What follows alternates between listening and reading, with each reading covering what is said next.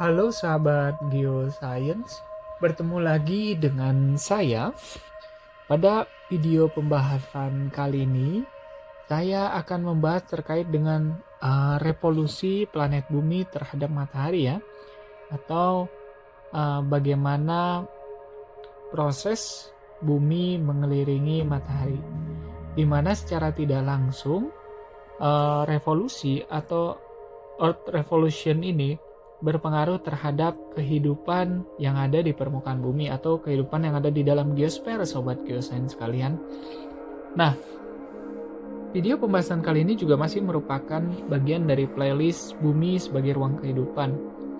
Silakan untuk menyaksikan video yang lain yang ada di dalam playlist tersebut supaya pemahaman dari sahabat geosains ini relatif menyeluruh ya, tidak terpisah atau tidak parsial sobat geosains. Langsung saja,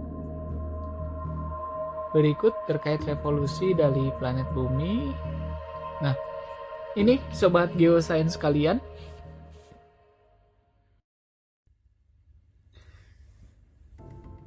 bisa dilihat sobat geosains kalian, ini adalah solar system atau sistem tata surya ya, di mana sudah saya sampaikan pada video pembahasan sebelumnya terkait dengan teori pembentukan jagat raya atau universe, di mana jagat raya ini terdiri dari galaksi yang memutari pusat galaksi. Kemudian di dalam galaksi itu banyak benda-benda langit gitu ya, dan juga beberapa atau misalnya banyak tata surya atau sistem bintang. Nah, di dalam tata surya itu ada satu bintang dan planet-planet yang mengorbit gitu kan. Nah, dalam tata surya kita itu ada 8 planet ya. Kita tidak bicara lebih jauh, tetapi saya hanya akan menekankan pada pengaruh revolusi atau benda-benda langit terhadap kehidupan yang ada di permukaan bumi, geosfer ya, sobat geosains sekalian. Karena kalau kita bicara lebih jauh, berarti kacamatanya bukan kacamata geografi, tapi kacamata astronomi atau kacamata kosmografi, sobat geosains sekalian. Baik, bisa diperhatikan oleh sahabat geosains sekalian ya, ini adalah 8 planet yang berevolusi atau mengelilingi matahari, di mana setiap planet memiliki waktu edar tertentu, sobat geosains sekalian. Namun coba kita perhatikan planet bumi, sobat geosains. Ini adalah ilustrasi videonya. Saya stop dulu. Di sini ya, sobat geosains bisa melihat ya. Ini adalah planet bumi di sini. Planet bumi ini adalah planet ketiga setelah Merkurius dan Venus. Ini garis edarnya ya. Dia juga dikelilingi oleh bulan ya, yang nanti itu akan dipengaruhi atau mempengaruhi kehidupan yang ada di permukaan bumi. Nah, seperti ini sobat geosains.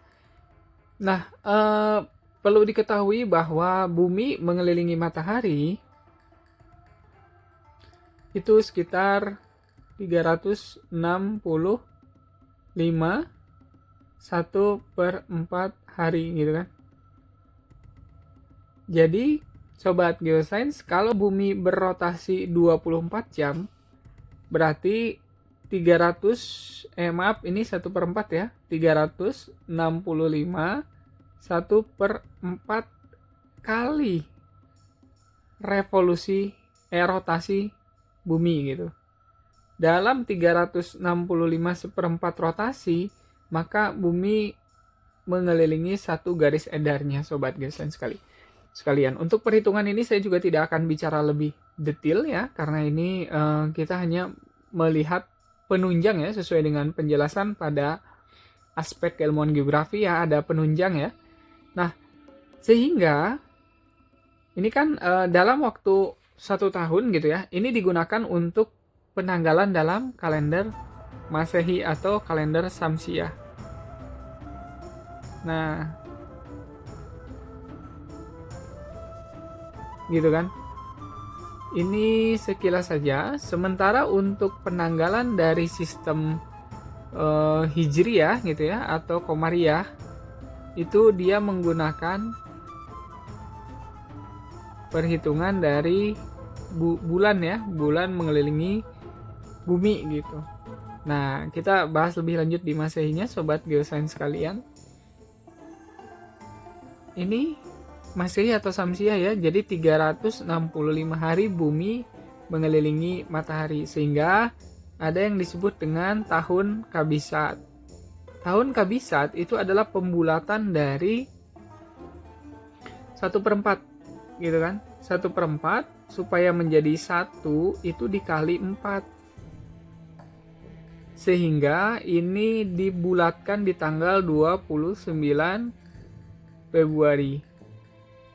Jadi 29 Februari ini hanya ada 4 tahun sekali ya untuk membulatkan 1/4 ini. Jadi 365 1/4 dibulatkan satu harinya di tahun Kabisat ya, 4 tahun 1 hari gitu Sobat Geosains sekali, 29 Februari. Jadi kalau Sobat Geosains ada yang lahir di tanggal 29 Februari, ulang tahunnya mungkin 4 tahun sekali ya, karena keberadaan 29 Februari ini adalah tahun Kabisat atau 4 tahun sekali untuk pembulatan 1/4. Sobat Geosains, perlu diketahui ya, perhitungan ini juga tidak ini hanya mendekati kebenaran. Mungkin di sini ada kesalahan ya, atau waktu missing time ya, waktu yang hilang. Misalnya kesalahannya katakanlah sekitar 10 menit ya. Oke, 10 menit. Kesalahan 10 menit ini dalam 1 tahun ya. Bayangkan kalau 10 tahun berarti ada 100 menit usia yang tidak terhitung gitu kan. Tapi sejauh ini adalah perhitungan yang paling mendekati ya. Mungkin mendekati kebenaran, karena sekali lagi bahwa kebenaran manusia itu relatif. Kebenaran yang mutlak itu adalah kebenaran dari Tuhan Yang Maha Esa, Allah Subhanahu wa taala, Sobat Geosains sekalian.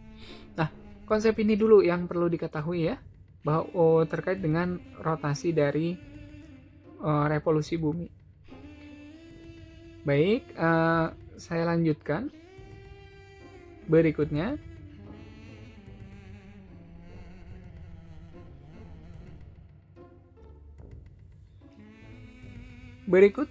ini selain daripada waktu revolusi ya, Sobat Geosains perlu tahu ya, bahwa bidang bumi itu tidak bulat ya, artinya bidangnya adalah seperti ini.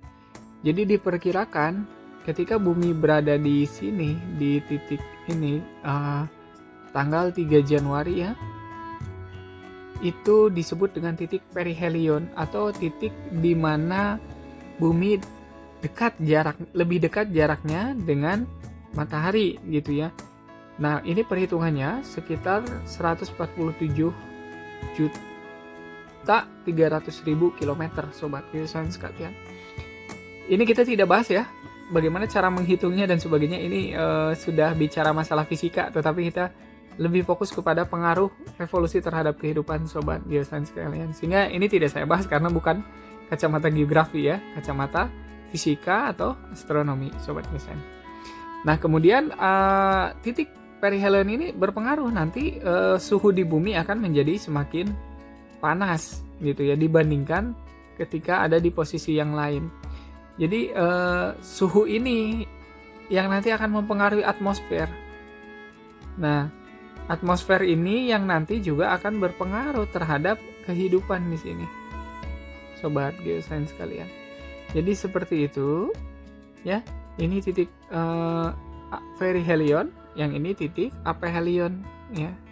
Di sini itu adalah titik di mana bumi itu berada di titik yang lebih jauh itu. Itu sekitar 152.100.000 kilometer Sobat Geosains. Itu terjadi pada tanggal sekitar 4 Juli ya, atau bulan Juli. Di sini suhu dari planet bumi atau ini tentu saja relatif dingin ya, menjadi lebih dingin. Seperti itu ya. Kemudian ini ada yang disebut dengan di sini nanti ini akan kita bahas secara khusus di bab yang lain nanti ya, atau di pembahasan yang lain sobat geosains sekalian. Dan selain juga jarak ini berbeda, garis edar bumi itu seperti ini gitu ya, melengkung seperti ini ya. Makanya ini ada kemiringan, sobat geosains bisa memahami ya, 23,5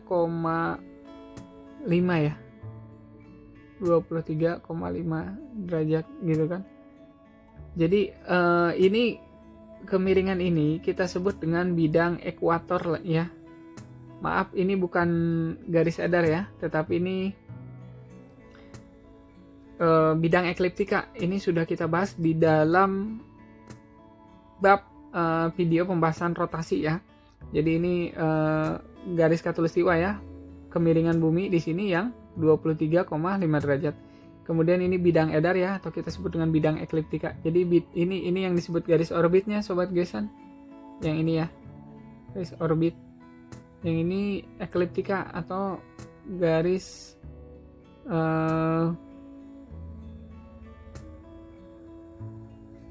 garis ini ekuator ya. Ini garis tropis gitu ya. Ini tropis. Sehingga nanti ada kutub ekliptika dan ada kutub ekuator. Di sini ada utara ekliptika, ada utara ekuator. Ini juga akan dibahas dalam pembahasan yang lain ya, ketika itu berpengaruh terhadap kehidupan. Jadi bumi garis edarnya seperti ini. Di sini ya, sobat geosains sekalian. Baik, seperti itu konsep dasar dulu ya. Saya lanjutkan kembali. Jadi ini sekali lagi ini garis edarnya nih, bumi mengelilingi matahari, dan ini adalah ekuatornya gitu. Saya lanjutkan. Berikutnya,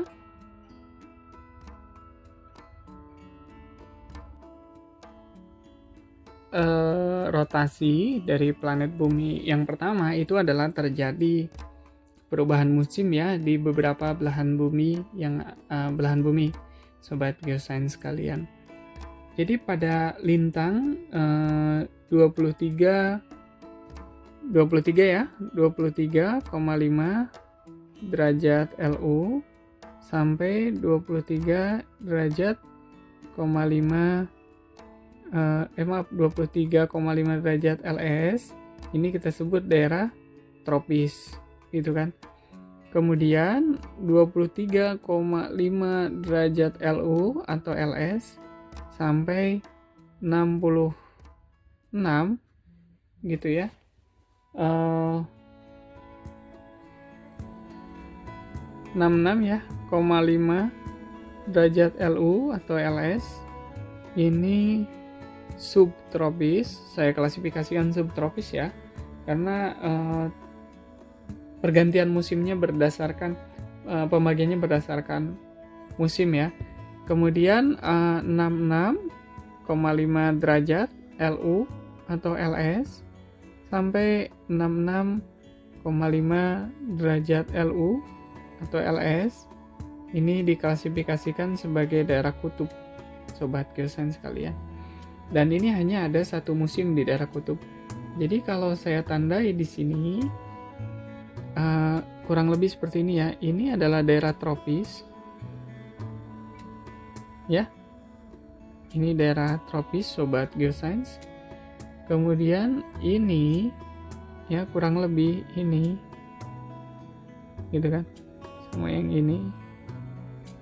Nah, ini adalah daerah subtropis. Kemudian yang ini di bagian atas gitu kan. Nah, ini adalah daerah kutub. Gitu. Nah, ini dipengaruhi oleh kemiringan planet bumi, sobat geosains sekalian, di mana sudah kita bahas di bab rotasi. Kemiringan bumi itu adalah 23,5 derajat. Yang perlu diperhatikan adalah seperti ini. Ketika posisi bumi ada di sini ya, ada di sini di nomor 1 ya. Saya ilustrasikan di nomor 1. Tepatnya tanggal 22 Desember. Maka cahaya matahari gitu kan, itu akan menyinari bagian bumi lebih panas. Ya, Sobat Geosains. Sementara di bagian utara itu suhunya lebih dingin gitu. Nah, di dalam hukum fisika atau terkait dengan udara, Sobat Geosains sekalian, yaitu hukum Buys-Ballot ya. Jadi ketika cahaya menyinari bagian bumi selatan ya, ini BBS ya, bagian bumi selatan, yang ini BBU bagian bumi utara, gitu kan. Pada tanggal 22 Desember, nah kalau di tabel yang ini, itu kan sampai 21 Maret, artinya di sini ya, dari sini sampai sini. Jadi dari 22 Desember sampai 21 Maret, bagian bumi selatan ini lebih panas dibandingkan dengan bagian bumi utara, karena bagian selatan ini condong ke matahari. Akibatnya karena di selatan ini lebih panas, maka udara dari utara itu akan bergerak ke selatan, Sobat Geosains sekalian. Gitu. Nah, karena udara dari utara bergerak ke selatan dan bagian selatan condong ke matahari, maka di bagian selatan itu akan mengalami musim panas gitu. Sementara di bagian utara ini akan mengalami musim dingin, Sobat Geosains sekalian. Gitu ya. Mengalami musim dingin karena bagian bumi utaranya itu lebih tidak condong ke matahari. Bagian bumi selatan kan lebih condong ke matahari ya. Suhunya lebih panas, di sini lebih dingin, sehingga di sini di utara musim dingin dan di selatan musim panas. Gitu. Kenapa di selatannya musim panas? Karena dia condong ke matahari. Kenapa di utaranya musim dingin? Karena dia lebih tidak condong ke matahari, sehingga suhunya lebih dingin, suhunya lebih panas, gitu kan. Nah, akibat dari condong ini, maka udara itu bergerak dari utara ke selatan. Gitu kan. Ketika udara bergerak dari utara ke selatan, Sobat Geosains, dia membawa banyak uap air. Gitu kan. Karena dia membawa banyak uap air, maka di sini terjadilah hujan. Maka di tropis pada tanggal 22 Desember sampai itu adalah musim hujan, Sobat Geosains sekalian. Sehingga Indonesia pada tanggal tersebut ya, negara-negara di daerah tropis termasuk negara kita, Indonesia itu mengalami musim hujan. Karena kenapa bisa uap airnya bisa banyak? Karena di utara itu lebih banyak daratan dibandingkan di selatan, gitu ya, sehingga uap airnya lebih banyak. Nah, ini perlu Sobat Geosains pahami ya, karena nanti akan kita bahas lebih lanjut di bagian pembahasan khususnya bab hidrologi ya.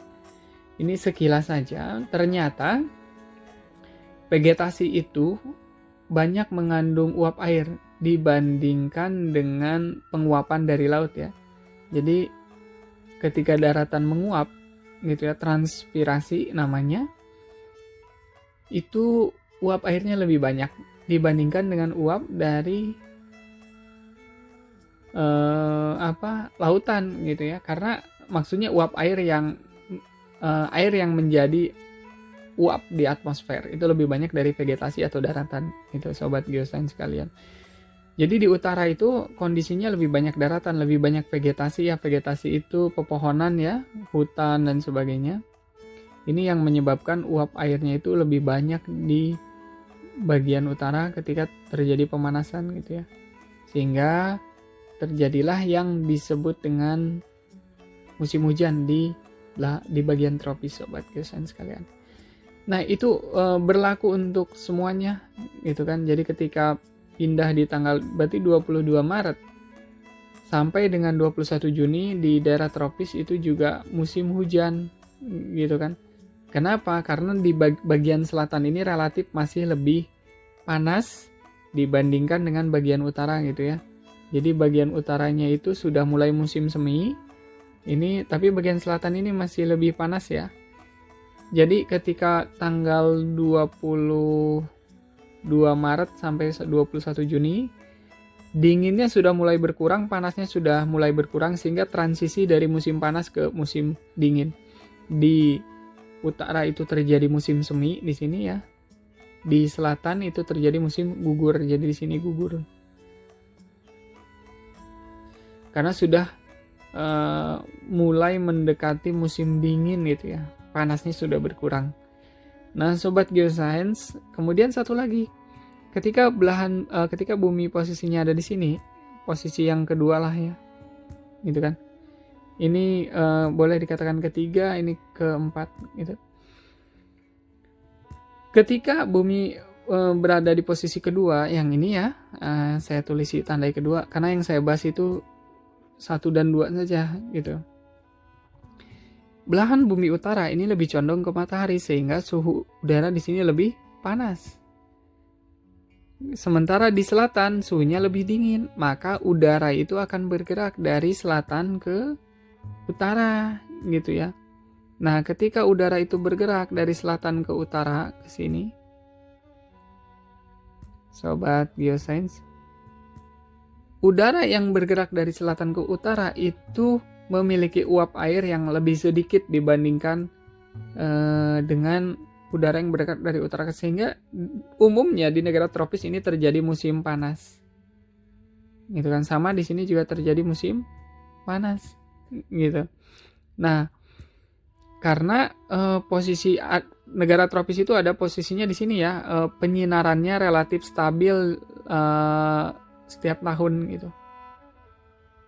Sehingga negara tropis itu hanya memiliki 2 musim gitu, musim panas dan musim dingin. Sementara di bagian utara dan selatan di tropis itu dia memiliki musim dingin dan juga panas, jadi 4.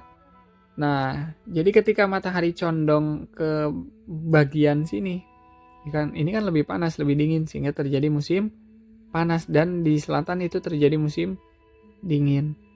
Sehingga di Australia pada bulan Desember gitu kan,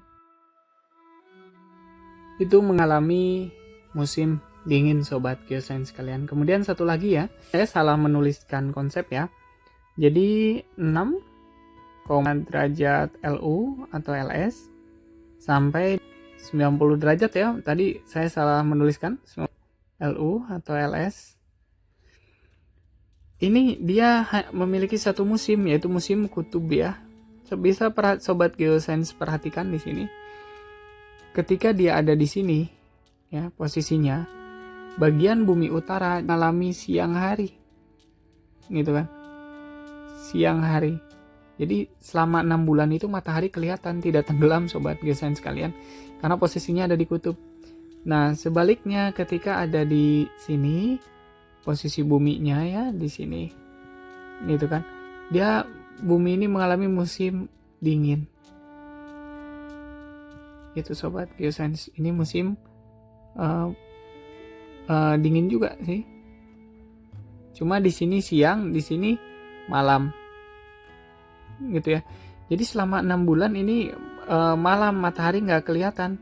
Kalau di sini siang matahari nggak kelihatan selama 6 bulan gitu ya. Kurang lebih sekitar 6 bulan sobat geoscience sekalian untuk daerah kutub. Gitu. Untuk daerah kutub dia hanya punya satu musim, yaitu musim dingin abadi ya.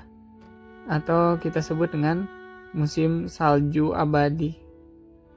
Gitu ya. Tidak ada musim panas, tidak ada musim dingin, karena posisinya tidak ada musim hujan dan sebagainya, karena posisinya ada di kutub, sehingga tingkat penyinarannya relatif berbeda dengan daerah tropis dan subtropis, sobat geoscience sekalian. Itu dampak revolusi yang pertama. Baik, saya lanjutkan.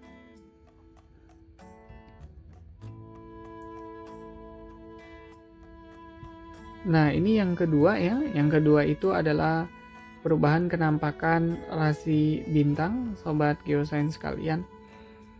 Jadi saya ilustrasikan begini. Ketika ada di sini, ketika bumi itu ada di sini, ya ini posisi 1 katakanlah. ini kan juga berotasi Sobat Geosan, yang sebagian itu mengalami siang, sebagian mengalami malam. Nah, yang mengalami malam hari, dia akan melihat rasi bintang ini. Katakanlah ya. Nah, pada orang zaman dulu ya, mungkin zaman Yunani, Romawi kuno, si rasi bintangnya itu dia hubungkan satu sama lain, kemudian dia kasih nama Capricorn gitu kan. Sehingga pada bulan tersebut dikenal dengan istilah rasi bintang Capricorn. Sebetulnya hanya itu gitu kan. Kalau mungkin yang menyambungkan rasi bintang ini orang Indonesia, mungkin namanya bukan Capricorn gitu kan.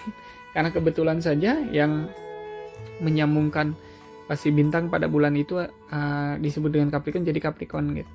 Nah, ketika posisi bumi di sini gitu kan, rasi bintang yang terlihat itu formasinya itu adalah Pisces misalnya. Seperti itu ya. Ketika misalnya posisinya di sini yang kelihatan itu adalah Taurus sekitar bulan Mei gitu kan, tanggal sekian sampai tanggal sekian. Nah, sehingga dalam waktu 1 tahun gitu kan, ada 12 formasi bintang yang berbeda gitu, yang kita kenal dengan rasi bintang ya. Sebetulnya banyak rasi bintang yang lainnya. Ada misalnya ada rasi bintang biduk, kemudian ada rasi bintang Orion. Itu cuma yang terkenal ini ada 12 saja gitu kan.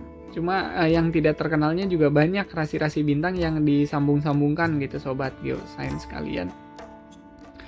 Sehingga ini menjadi salah satu dampak dari revolusi dari bumi ya. Jadi sekarang Sobat Geosains bisa memahami kenapa setiap bulan itu bintang yang kita lihat itu berbeda formasinya.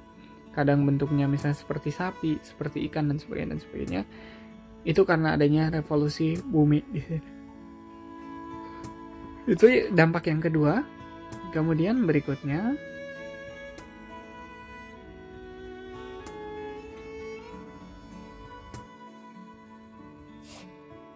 dampak yang ketiga, Sobat Geosains sekalian, revolusi bumi terhadap matahari adalah seperti ini ya, yaitu gerak semu tahunan matahari. Jadi bisa Sobat Geosains perhatikan dari gambar yang paling kiri di sini, ini adalah garis khatulistiwa ya, 0 derajat. Di sini itu adalah GBU,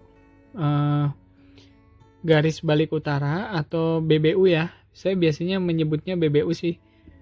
Bumi bagian utara ya.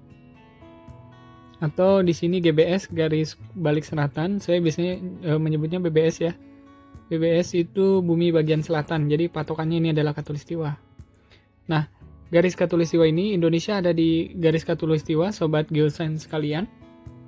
Nah, pada tanggal 21 Juni itu posisi bumi itu ada di sini Sobat Geosains sekalian.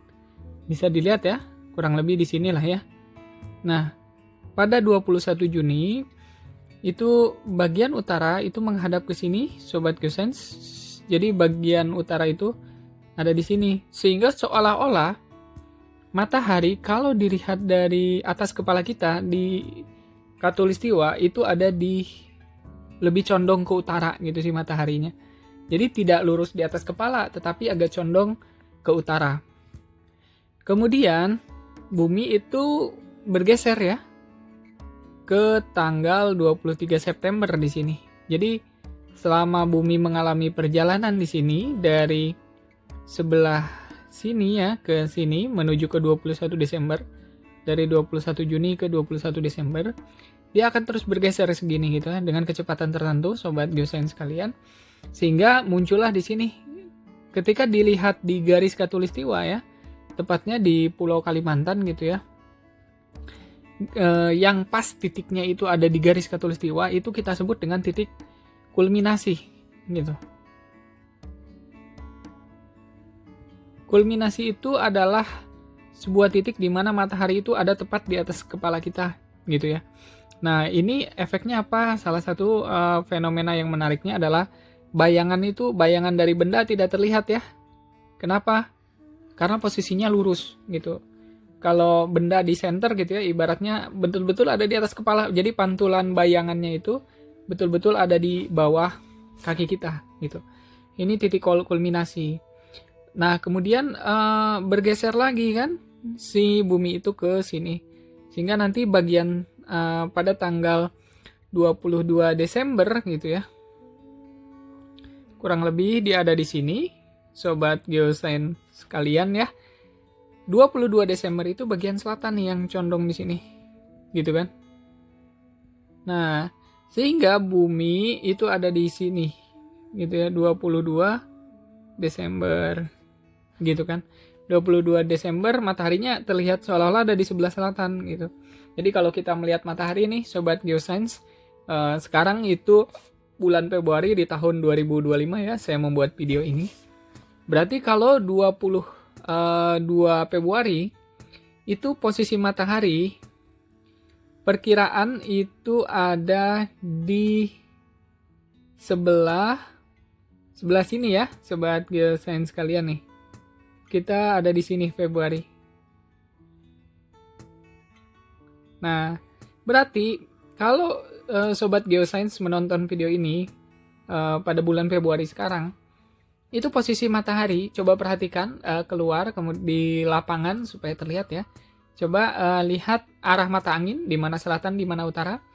Kalau kita perhatikan di sini, di luar gitu, pada bulan Februari 2025, di mana saya membuat video pembahasan ini, itu seolah-olah matahari ada di sebelah selatan sobat geosains di sini, gitu kan?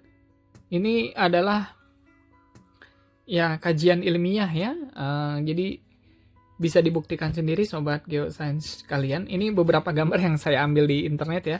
Saya mudah-mudahan ini bermanfaat juga gitu kan, sehingga menjadi kebaikan bagi orang-orang yang membuat ilustrasi sobat geosains kalian. Seperti itu ya, itu dampak yang ketiga dari adanya revolusi bumi, yaitu gerak semu tahunan matahari. Seolah-olah matahari bergerak setiap bulan itu dari utara ke selatan, selatan ke utara. Kalau sobat geosains perhatikan gitu kan. Tapi biasanya tidak terlalu diperhatikan sih ya. Yang diperhatikan itu adalah siang malam dan terjadinya musim ya. Khususnya di negara kita di Indonesia itu adalah musim hujan dan musim kemarau. Baik, berikutnya saya lanjutkan sobat geosains sekalian.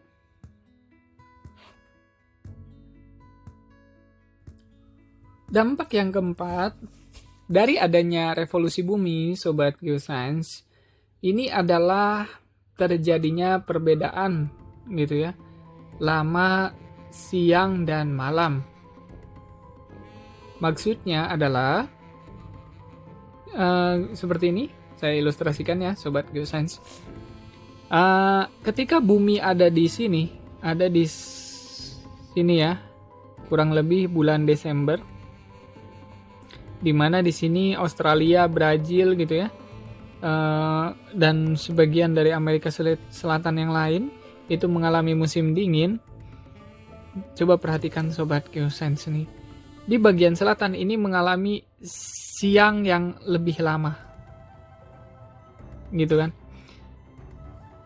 Sementara di bagian utara di sini itu dia malamnya lebih lama. Jadi ketika posisi bumi ada di bulan Desember di sini sobat geosains, semakin ke utara maka lamanya siang itu lamanya malam itu semakin lama. Jadi kalau kita ada di Khatulistiwa ya, di sini negara Indonesia, sehingga siang malam itu relatif sama, 12 jam siang, 12 jam malam. Gitulah. Siang dan malam, 12 jam siang, 12 malam. Tapi ketika bergeser ke negara subtropis, ketika posisi matahari di sini, sobat geosains, ini saya tandai ya. Ini malamnya, maaf, saya gambar ulang ya. Ketika posisi matahari di bulan Desember di sini, ini saya tandai ya. Ini malamnya lebih lama. Jadi semakin ke utara itu semakin lama malamnya. Bahkan sampai ke kutub ini malamnya sampai 6 bulan Sobat Geosains sekalian. Jadi katakanlah kalau di Indonesia, di negara yang dilalui oleh garis khatulistiwa di sini itu 12 jam siang, 12 jam malam gitu kan. Tapi untuk di daerah subtropis di sini, katakanlah di sini siangnya itu hanya 8 jam. Kemudian malamnya itu 12 jam gitu kan. Sementara di bagian selatan di sini siangnya misalnya ini 16 jam ya. 16 jam. Sementara di bagian selatan semakin ke selatan maka siangnya semakin lama. Nah, karena siangnya itu semakin lama, misalnya siangnya itu 16 jam siang pada saat musim panas. Dan malamnya itu hanya 8 jam Sobat Geosains. Jadi totalnya kan 24 jam. Ini pernah saya alami Sobat Geosains sekalian ketika saya menempuh pendidikan short course waktu itu di Cina ya, tepatnya di Provinsi Sichuan di kota Chengdu. Saya datang ke Chengdu itu sudah mendekati negara subtropis ya. Nah, di sana saya datang short course itu biasanya pada summer camp ya, summer camp atau musim panas Sobat Geosains sekalian. Nah, pada saat musim panas saya datang ke sana ke Sichuan, itu siangnya relatif lebih lama Sobat Geosains. Bisa Anda bayangkan subuhnya itu sangat sebentar ya.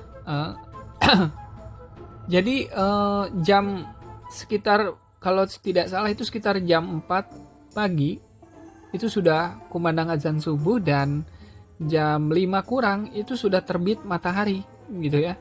Karena posisinya di sini, bumi berotasi ya.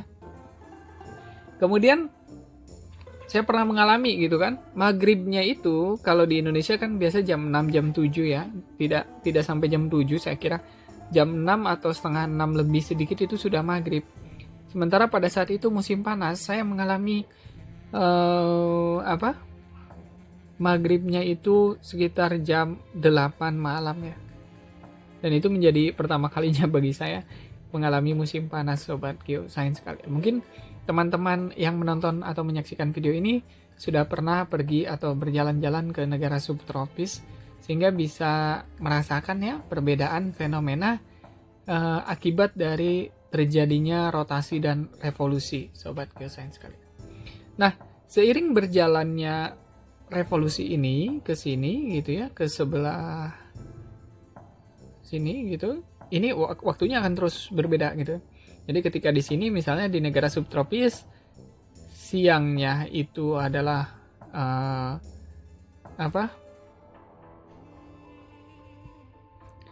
misalnya di sini kan musim panas ya. Musim panas di Australia. Siangnya di sini musim dingin ya, berarti siangnya lebih sebentar ya. Siangnya cuma 8 jam.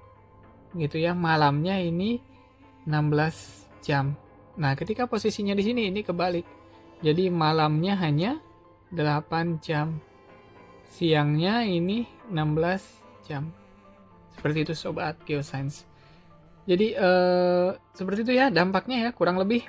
Maaf kalau saya kebalik-balik ya, ini memang konsepnya seperti itu. Yang penting Sobat Geosains paham ketika bagian utara nih condong ke matahari ke sini. Ini siangnya lebih lama. Ketika bagian selatan condong ke matahari, ini siangnya lebih lama. Itu kata kuncinya ya Sobat Geosains sekalian. Baik, berikutnya saya lanjutkan ke dampak revolusi yang lain. Nah, dampak dari adanya revolusi bumi ini sudah saya jelaskan di pembahasan yang pertama terkait dengan waktu revolusinya ya Sobat Geosains. Kurang lebih muncul sistem penanggalan matahari. Kita tidak akan membahas kenapa munculnya Januari, Februari, Maret, April gitu ya. Bahkan dalam bahasa Inggris ada bahasa Sunday, Monday, Saturday. Itu mereka punya filosofi sendiri ya. Bahkan dalam penanggalan Jawa ada Pon, Wage, Pahing dan sebagainya. Tidak akan saya bahas lebih lanjut, tetapi yang perlu Sobat Geosains ketahui bahwa dengan adanya revolusi, itu muncul sistem penanggalan Masehi atau satu dari mulai 1 Masehi ini Syamsiah ya. Itu kan. Kalau Komariah itu penanggalan dari revolusi bulan terhadap bumi yang akan kita bahas pada video pembahasan yang lain, sobat geosains kalian. Terkait dengan sistem penanggalan matahari ini sudah dibahas dalam ini ya, dalam yang pertama ya. Jadi kalau sobat geosains menonton video ini dari awal, di situ sudah jelas berapa lama waktu bumi melakukan revolusi ya. Penekanannya itu adalah sekitar 1 tahun atau 365 1/4 ya. Sehingga dalam 1 Februari itu dikenal di bulan Februari itu setiap 4 tahun ada tanggal 29 Februari tahun Kabisat. Ini hitungannya dari hasil revolusi bumi terhadap matahari, sehingga disebut dengan penanggalan Syamsiah atau penanggalan matahari, sobat geosains kalian. Nah dulu kalau sobat geosains sedikit ya, kalau menyaksikan video terkait dengan sejarah perkembangan keilmuan geografi itu kan ada pengembangan teori geosentris dan yang ini ya, geosentris ya, itu adalah bumi dikelilingi oleh benda-benda langit. Jadi ibaratnya di sini ada bumi ya, ini bumi. Nah ini semua mengelilingi bumi gitu. Ini ada paham dulu. Nah ini misalnya matahari, bintang, semua mengelilingi bumi. Ini paham ini muncul ya, namanya geosentris. Kemudian seiring dengan perkembangan zaman itu muncul heliosentris, di mana matahari dikelilingi oleh bumi gitu kan. Sini ini matahari, ini bumi. Nah, geo itu bumi, kalau helio itu kan dari kata helium ya, salah satunya. Nah, karena matahari itu terdiri dari hidrogen dan helium gitu. Saya nganggapnya begitu filosofinya supaya mudah diingat. Jadi ini paham dalam perkembangan keilmuan geografi, astronomi gitu ya. Ada geosentris di mana bumi mengelilingi matahari atau justru benda-benda langit yang mengelilingi bumi. Bahkan sekarang muncul lagi teori konspirasi ya, yang kita sebut dengan flat earth. Gitu kan. Tapi ini tidak akan, sekali lagi ini tidak akan saya bahas lebih jauh ya. Sobat geosains kalian. Tetapi jika memang sobat geosains ingin saya membahas tentang flat earth atau bumi datar ini, silahkan tinggalkan di kolom komentar, sehingga kita bukan berdebat ya istilahnya, kita gali mana yang paling mendekati kebenaran, apakah flat earth atau bukan flat earth gitu ya. Ya kita cari fakta-fakta ilmiahnya, karena apa yang saya sampaikan juga sekali lagi ini belum tentu benar. Kita hanya berusaha mencari kebenaran ya, karena kebenaran itu milik Tuhan, milik Allah Subhanahu wa taala. Gitu sobat geosains, sekilas saja terkait dengan teori-teori tersebut. Baik, berikutnya saya lanjutkan.